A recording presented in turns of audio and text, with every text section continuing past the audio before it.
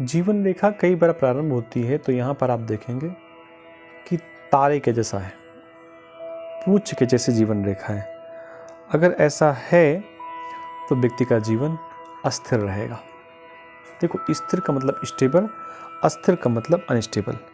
अगर जीवन रेखाओं के मध्य में शाखाएं हैं, देखो जीवन रेखा में शाखाएं बहुत अच्छी नहीं मानी जाती। देखो ऐसी शाखाएं हैं तो इनको तो श्रेष्ठ मानेंगे, लेकिन ऐसी शाखाएं हैं इनको श्रेष्ठ नहीं मानेंगे। अगर ऐसी शाखाएं हैं तो व्यक्ति का जो जीवन होगा क्षयपूर्ण जीवन होगा। और यही अगर उच्छल तारा या बिखरी हुई रेखाएं अगर लास्ट में ऐसे दिखाई देती हैं तो ये मान के चलिए कि व्यक्ति का जो जीवन है वृद्धावस्था का, बुढ़ापे का, समापन की आयु का, वो जीवन व्यक्ति का ठीक नहीं रहेगा। अगर जीवन रेखा जाते समय समापन के समय लगभग 2 भागों में बढ़ जाती है तो ऐसे व्यक्ति का जीवन सामान्य रहता है, ऐसा मान करके चलिए। अगर जीवन रेखा के अंत में यहाँ कहीं पर भी जाल का चिन्ह दिखाई दे जाए, जाल का चिन्ह कैसा होता है इसको समझ लेते हैं। ऐसी कई रेखाएं हों और फिर ऐसी कई रेखाएं और बड़ी हों तो इसको जाल समझते हैं। अगर जीवन रेखा के मध्य समापन में जाल का चिन्ह है तो व्यक्ति की मृत्यु धन हानि के कारण से या धन हानि के बाद हो सकती है, या उसी कारण से उसके प्राण भी निकल सकते हैं। रेखा के ऊपर की उठती हुई रेखा है सकारात्मक। देखो ऊपर का मतलब क्या है, ये हाथ का नीचे का हिस्सा है, ये ऊपर का हिस्सा है। और नीचे की ओर निकलती हुई रेखा है नकारात्मक। जैसे ये जीवन रेखा है ऐसे, इसमें अगर ऐसे ऊपर की ओर रेखाएं निकल रही हैं इसको सकारात्मक मानेंगे, और अगर ऐसी रेखाएं नीचे की ओर निकल रही हैं तो इसको नकारात्मक मानेंगे। अभी हमने यहाँ आपको इसको स्पष्ट कर दिया पहले ही। रेखा पर किसी प्रकार का काला धब्बा, काला तिल भी कह सकते हैं, काला धब्बा भी कह सकते हैं, ये रोग को प्रारंभ देता है। जिस उम्र में काला धब्बा होगा उस उम्र में व्यक्ति को भयंकर रोग का सामना करना पड़ सकता है। मार्ग में जीवन रेखा अगर किसी प्रकार से टूटी हुई है, टूटने का मतलब यहाँ से प्रारंभ है और बीच में पहुँचने के बाद ऐसी है, तो इस उम्र में व्यक्ति को दुर्घटना हो सकती है, किसी प्रकार का भयंकर कष्ट हो सकता है, हानि हो सकती है। लेकिन अगर इसी को किसी चतुर्भुज ने ऐसे जोड़ दिया तो बीमारी होगी, निश्चित होगी, लेकिन बीमारी से व्यक्ति बच जाएगा। कई जगह अगर जीवन रेखा टूटी हुई है तो स्थायी जीवन नहीं है, चलेगा, टूटेगा, गिरेगा, फिरेगा, ऐसे प्रकार की चीज़ें होती हैं। जीवन रेखा के मध्य में अगर क्रॉस का चिन्ह हो जाए तो किसी अंग के टूटने की, नष्ट होने की, दुर्घटना होने की ऐसी शंकाएं व्यक्ति की रहती हैं।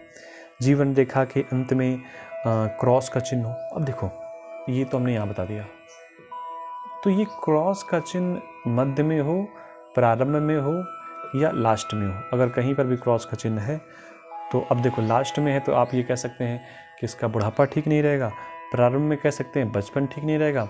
अगर किसी इस 35 उम्र की अवस्था में है तो वो 35 साल की उम्र के आसपास का जीवन ठीक नहीं रहेगा।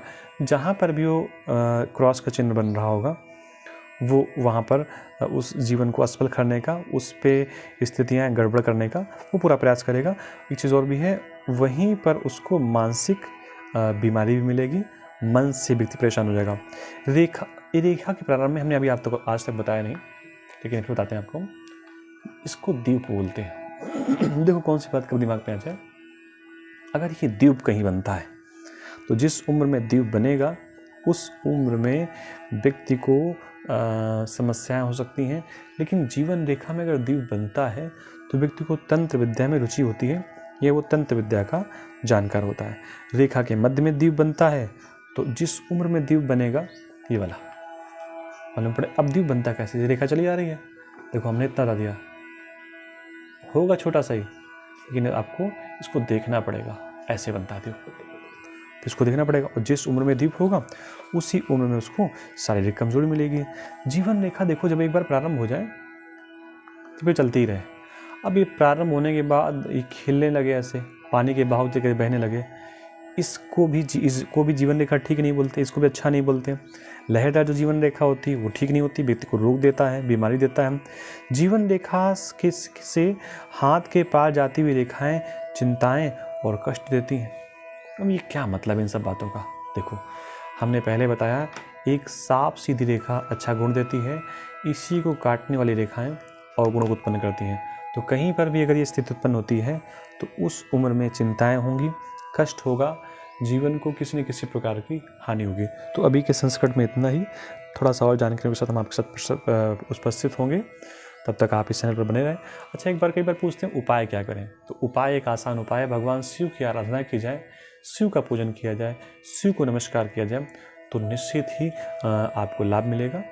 आप सबको बहुत बहुत शुभकामनाएं। आप जितना चैनल देख रहे हैं, और अगर सब्सक्राइब ना किया हो तो आपसे निवेदन इसको कर लें, जिससे कि हमारा और आपका संपर्क बना रहे। कुछ पूछना हो मैं आप कॉल भी कर सकते हैं। आप सबको राधे कृष्णा, नमस्कार।